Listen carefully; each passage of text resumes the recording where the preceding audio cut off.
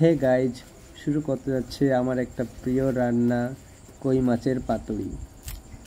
এটি রান্নার জন্য লাউ শাকের পাতা অথবা কুমড়ো শাকের পাতা অথবা কলার পাতাও ব্যবহার করে থাকে। আমার হাতের কাছে কুমড়ো শাকের পাতাই ছিল, তাই আমি এটা সুন্দর করে তুলে ধুয়ে পরিষ্কার করে নিলাম। তো এখন দেখছেন আমার কই মাছের পাতুরি রান্না করার জন্য আর যেসব আনুষঙ্গিক মশলা লাগবে, অর্থাৎ পেঁয়াজ আছে, রসুন আছে, আদা আছে এবং মশলা আছে, এগুলো রেডি করতে হবে। তো আমি পেঁয়াজ রসুনগুলো ভালো করে ধুয়ে পরিষ্কার করে নিলাম এবং এটি ব্লেন্ড করতে হবে। এখন আমি এটাকে ব্লেন্ডারে দিয়ে ব্লেন্ড করে নিব। তো এগুলো অবশ্যই ভালো করে বারবার ধুয়ে নিতে হবে। তো আমি এগুলো ব্লেন্ড করার আগে একটু কুচি কুচি করে নেব, ছুরি দিয়ে এটাকে কেটে ছোট করে নেব যাতে ব্লেন্ড করতে সুবিধা হয়। আপনারা চাইলে এটাকে ভালো করে শিল নোড়া আছে এগুলো দিয়ে বেটে মিহি করে নিতে পারেন, তাহলেও খুব ভালো হয়। মশলাগুলো যদি বেটে তৈরি করা হয় সেটা আরও সুন্দর হয়। এখন এটাকে কুচি কুচি করে কাটবো, কাটার পরে তারপর ব্লেন্ডারে দিয়ে আমি এটাকে ব্লেন্ড করে নেব।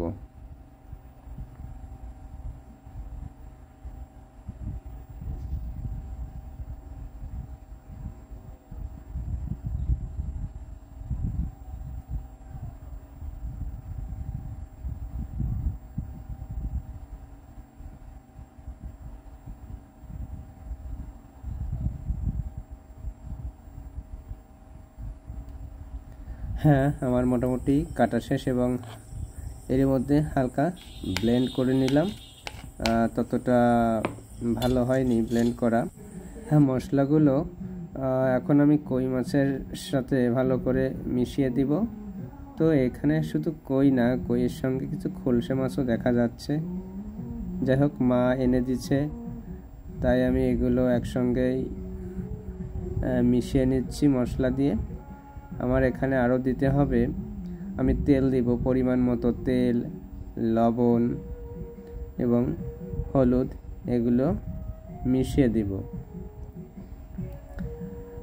আমি এখানে কাঁচা লঙ্কা দিয়েছি, এতে পরিমাণ মতো তেল দিব, লবণ দিব এবং আমি কাঁচা ঝালের সঙ্গে শুকনো মরিচের গুঁড়াও দেব এখানে। যাই হোক, এটাকে যত ভালো করে মিশানো যায় যাতে মাছগুলোর ভিতরে মশলাটা ভালো করে ঢুকে যায়। আর একটা জিনিস খেয়াল রাখতে হবে, কই মাছগুলো যদি একটু বড় সড়ো হয় তাহলে অবশ্যই এটাকে একটু চিড়ে চিড়ে দিতে হবে, যেখানে মশলাগুলো ভালো করে ঢুকে যাবে। মশলাগুলো যত ভালো করে এর ভিতর ঢুকবে এটার টেস্ট ততই সুন্দর লাগবে।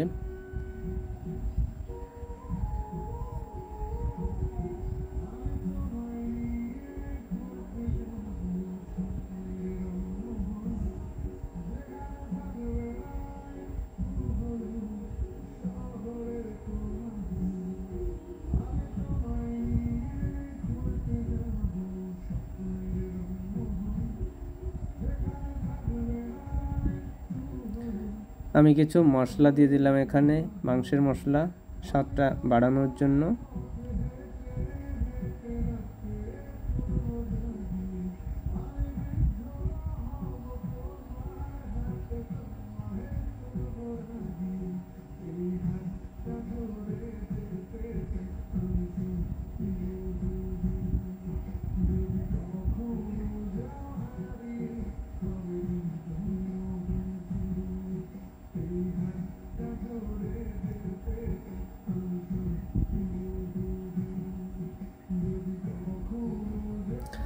এটাকে বেশ কিছুক্ষণ আমি রেখে দেব ঢাকনা দিয়ে ঢেকে। তারপর আমি যে শুকনো মরিচের কথা বলেছিলাম, একটু শুকনো মরিচ দিয়ে, শুকনো মরিচের গুঁড়া দিয়ে আর একটু মিশিয়ে আর অল্প কিছুক্ষণ রেখে দিলাম। মোটামুটি আধা ঘন্টার মতো রেখে দিলে এটা আরও সুন্দর হয়, বা কেউ কেউ এর বেশিও রাখতে পারে। তো এবার আমি কি করব, এগুলোকে ভালো করে মিশানোর পর আমার যে কুমড়ো শাকের যে ইয়েটা আছে, পাতাগুলো আছে, এটাতে ভালো করে মুড়িয়ে নেব। প্রথমে মশলাটা দিব, তারপর কই মাছটা রেখে তারপর আবার এই কই মাছের উপরে আবার মশলাটা দিয়ে ভালো করে পাতা দিয়ে পেঁচিয়ে রাখবো। ভালো করে পাতা দিয়ে পেঁচিয়ে রাখলে কেউ কেউ করে কি, এটা সুতা দিয়ে বেঁধে দেয় যাতে বাঁধনটা অর্থাৎ এটা মাছটা বাইরে বেরিয়ে না আসতে পারে। তো এভাবেই রেখে দিলে স্বাভাবিক অর্থে মাছটা বেরোবে না, কিন্তু আমার কিছু ছোট ছোট মাছ আছে তো এগুলো বেরিয়ে যেতে পারে। তো সেক্ষেত্রে আপনারা বেঁধে দিতে পারেন সুতা দিয়ে। তো এগুলো আমি মোটামুটি ভালো করে পেঁচিয়ে নিলাম।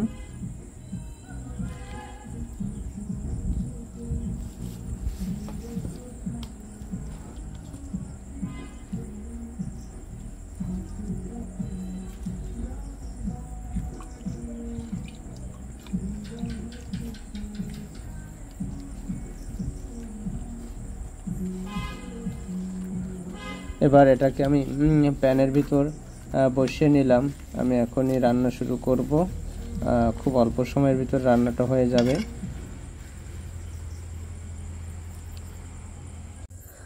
হ্যাঁ, আমার এটা মোটামুটি করা হয়ে গেছে। হ্যাঁ, এখন প্যানটি চুলার উপর বসিয়ে দিলাম এবং তাপমাত্রা ঠিক করে নিলাম। আমরা সবসময় চেষ্টা করব মিডিয়াম তাপমাত্রায় রান্না করতে। তো এটা রান্না করার পূর্বে আমি হালকা জল দিয়ে নিব, যাতে পুড়ে না যায়, প্রথমে পুড়ে না যায়। তো হালকা জল দিয়ে দিচ্ছি। এখন এটাকে তাপমাত্রা দেওয়া শুরু করলাম। হ্যাঁ, আপনারা দেখতে পাচ্ছেন অলরেডি তাপ শুরু হয়ে গেছে এবং এটাকে আমি ঢেকে দিব। কিছুক্ষণ এটা দেখতে পাচ্ছি মোটামুটি বেশ তাপ উঠে গেছে। আমি এটাকে আবারও ঢেকে দেব। জলটা যখন একটু কমে আসবে তখন একটু পর আমি আবার উল্টিয়ে দেওয়ার পর লাস্ট পর্যায়ে আবার আরেকটু জল দিব।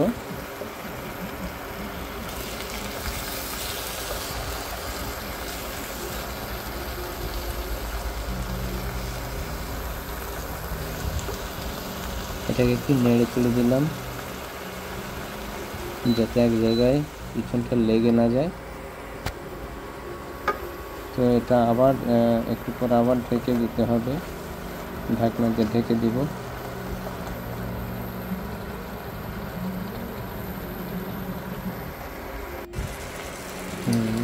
এখন আমি এটাকে একটু উল্টানোর চেষ্টা করছি, উল্টিয়ে দিব যাতে দুপাশেই সমান পরিমাণ তাপ লাগে। আপনারা দেখতে পাচ্ছেন মোটামুটি একটা সুন্দর একটা পর্যায়ে চলে আসছে। তো এখনই আমরা উল্টে দেওয়ার পর, ঢেকে দেওয়ার পর আমাদের রান্না কমপ্লিট হয়ে গেল এবং খেতেও প্রচণ্ড টেস্ট লাগছিল।